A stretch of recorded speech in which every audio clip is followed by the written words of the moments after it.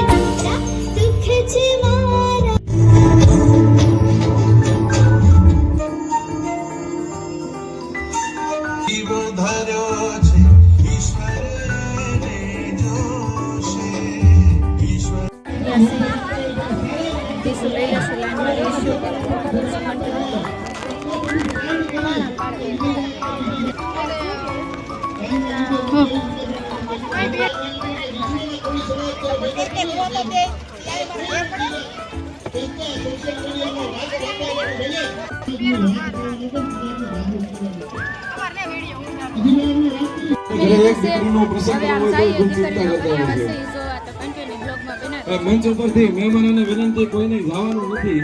ધીરુભાઈ ભીલ પાસે દીકરીઓનો કરિયાવર